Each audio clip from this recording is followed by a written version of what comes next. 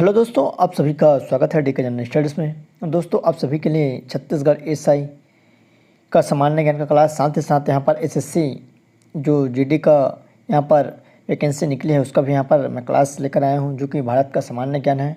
आपके SI exam में 35 प्रश्न पूछे जाएंगे। साथ ही साथ आपके एसएससी जो जीडी कांस्टेबल भर्ती है उसमें 20 प्रश्न सामान्य ज्ञान से पूछा जाएगा, जो कि भारत का सामान्य ज्ञान रहेगा। तो काफ़ी महत्वपूर्ण रहेगा आप सभी के लिए, जो भी एसएससी की चाहे तैयारी कर रहे हैं या आप एसआई की, तो आप दोनों के लिए यह क्लास इंपॉर्टेंट रहेगा। तो चलिए आगे बढ़ते हैं। दोस्तों, अगर आप चैनल में पहली बार आए हैं तो चैनल को सब्सक्राइब जरूर कर लीजिए, चाहे आप एसएससी की तैयारी कर रहे हो या एसआई या व्यापम के अन्य एग्जामों की, तो आप चैनल को सब्सक्राइब कर ले। साथ ही साथ बेल घंटे के आल बटन को भी प्रेस कर ले, ताकि जब भी मैं कोई नया वीडियो अपलोड करूँ तो उसका नोटिफिकेशन आप तक अवश्य पहुँचे। और टेलीग्राम ग्रुप का लिंक नीचे दिया हुआ है, उसको भी जरूर से ज्वाइन करिए, क्योंकि वहाँ पर आपको पीडीएफ उपलब्ध करवाई जाती है। तो चलिए आगे बढ़ते हैं। सबसे पहला यहाँ पर जो प्रश्न है, 1961 में भारतीय सेना द्वारा निम्नलिखित में से किस राज्य को पुर्तगाली शासन से मुक्त कराया गया था? तो कश्मीर, केरल, सिक्किम, गोवा। तो इसका सही आंसर यहाँ पर गोवा हो जाएगा। गोवा को 1961 में भारतीय सेना द्वारा पुर्तगालियों से मुक्त कराया था। दोस्तों, यहाँ पर मैंने एसआई का क्लास पहले ही स्टार्ट कर चुका हूँ और आपको सारी क्लासेस प्लेलिस्ट में मिल जाएगा। मैंने अलग से प्लेलिस्ट बना दिया हूँ आपके सब इंस्पेक्टर का। तो चलिए आगे बढ़ते हैं, नीचे जाकर जरूर देख सकते हैं। दूसरा क्वेश्चन है, भारत में पहली समकालीन जनगणना कब आयोजित की गई थी? तो 1878, 1881, 1892 या 1896। तो इसका सही आंसर यहाँ पर बी हो जाएगा। 1881 में पहली बार यहाँ पर समकालीन जनगणना का आयोजन किया गया था। अगला प्रश्न है, तीसरा नंबर, मानव शरीर की कौन सी ग्रंथि इंसुलिन का स्त्राव करती है?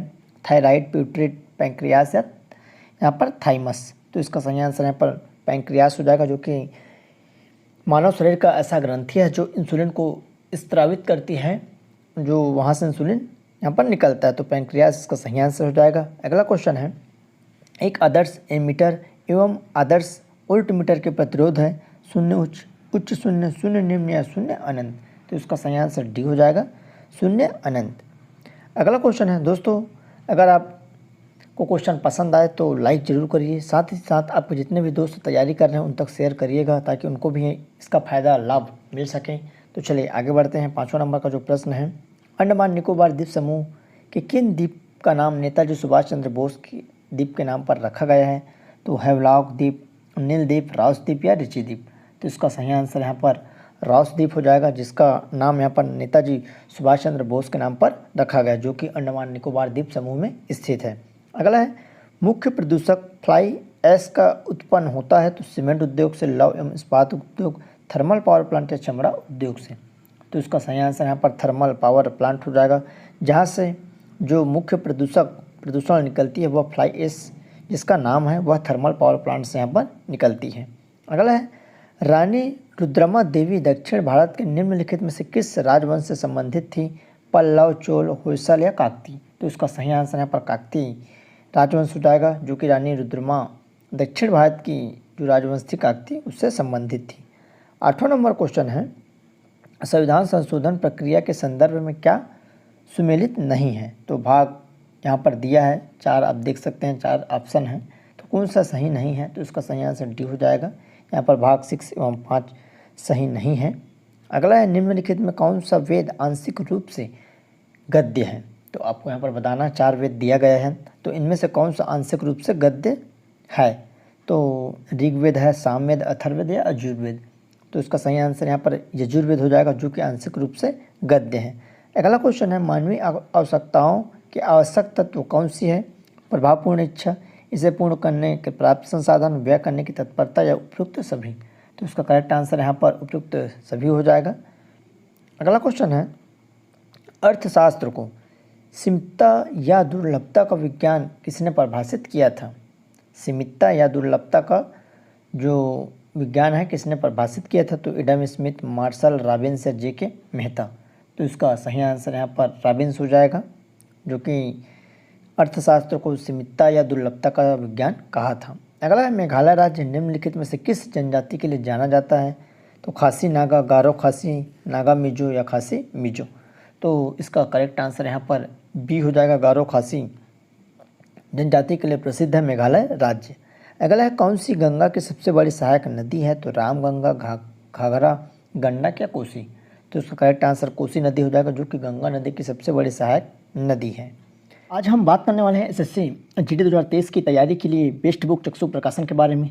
जी हाँ, अब सीआरपीएफ हो, बीएसएफ, एसएसबी, सीआईएसएफ या असम राइफल की तैयारी कर रहे हैं या चाह रहे हैं कि बेस्ट रिजल्ट आपको मिले या एक बार में आपका क्लियर हो, तो चक्षु प्रकाशन का एसएससी जीडी जो कांस्टेबल बुक है, यह पूर्णतः नए सिलेबस पर आधारित है।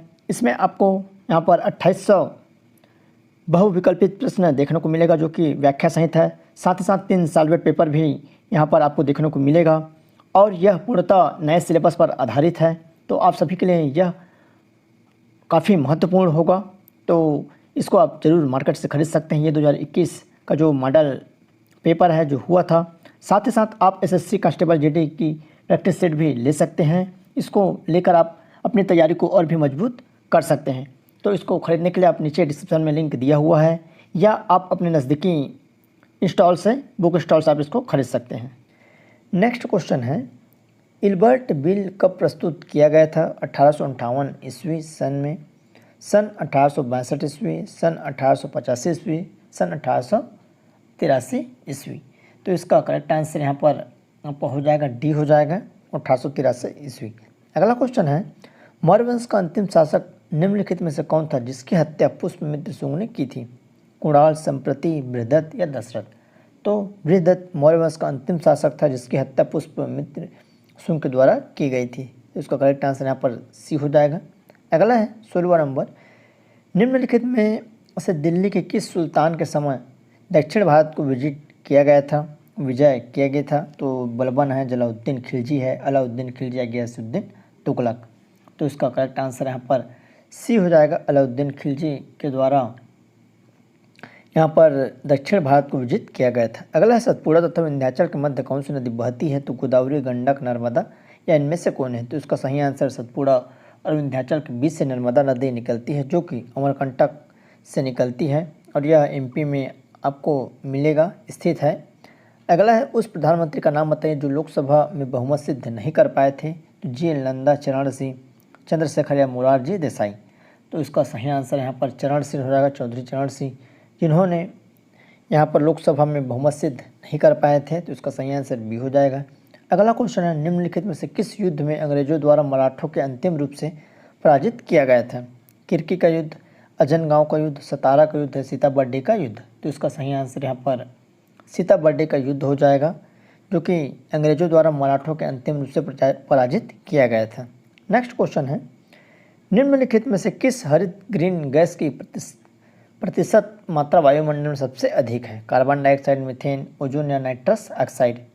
तो हरित जो गैस है उसकी जो प्रतिशत की मात्रा है वायुमंडल में सबसे अधिक किसकी है? तो इसका करेक्ट आंसर ए हो जाएगा, कार्बन डाइऑक्साइड जो हरित गैस है, ग्रीन गैस, उसकी मात्रा सबसे अधिक यहाँ पर पाई जाती है। अगला है, किस भारतीय नदी में डॉल्फिन मछली पाई जाती है? तो ब्रह्मपुत्र, नर्मदा, गंगा या इंद्रावती?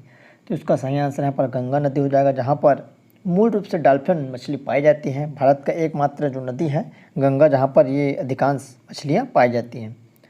अगला है, 1556 ईस्वी में पानीपत का द्वितीय युद्ध निम्नलिखित में से किनके बीच लड़ा गया था? अकबर एवं राणा प्रताप, अकबर एवं हेमू, अकबर एवं राणा सांगा, अकबर एवं दुर्गावती? तो 22 का करेक्ट आंसर यहाँ पर आपका हो जाएगा, अकबर एवं हेमू के बीच 1556 ईस्वी में पानीपत का द्वितीय युद्ध लड़ा गया था। तो इसका सही आंसर यहाँ पर बी हो जाएगा।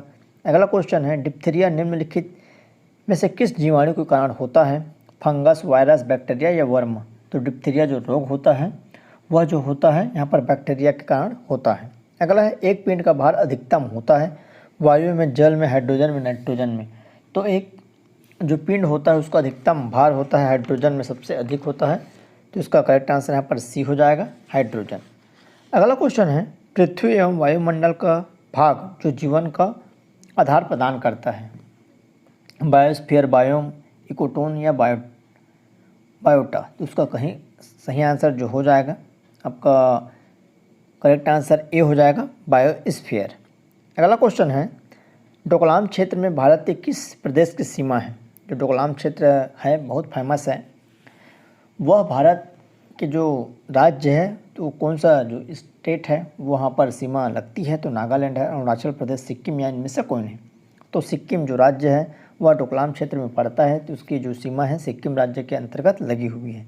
अगला है, प्राचीन काल में निम्नलिखित में से किस पार्थियन राजा के किस महाजनपद की राजधानी था, तो मेनांडर, रुद्रदमन प्रथम, कुंडाफस या कुजला कटफिसस।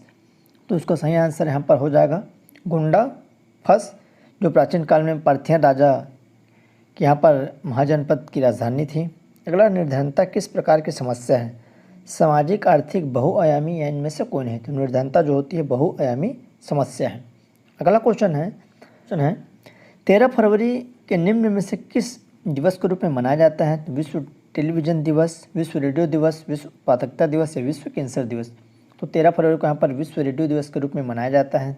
अगला प्रश्न है, भारतीय संविधान के अनुसार लोकसभा में अधिकतम सदस्यों की संख्या कितनी हो सकती है, 530, 552, 440 या 510।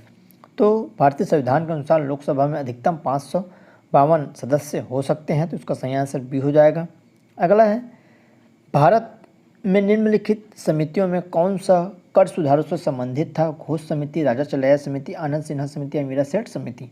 तो इसका सही आंसर यहाँ पर राजा चलैया समिति हो जाएगा, जो कि कर सुधारों से संबंधित था। अगला प्रश्न है, निम्नलिखित पदार्थों में किस में प्रकाश का वेग सबसे कम होता है, वायु, कांच, हीरा या पानी। तो सबसे कम जो होता है हीरा में होता है, वायु का जो प्रकाश का वेग हीरा में सबसे कम।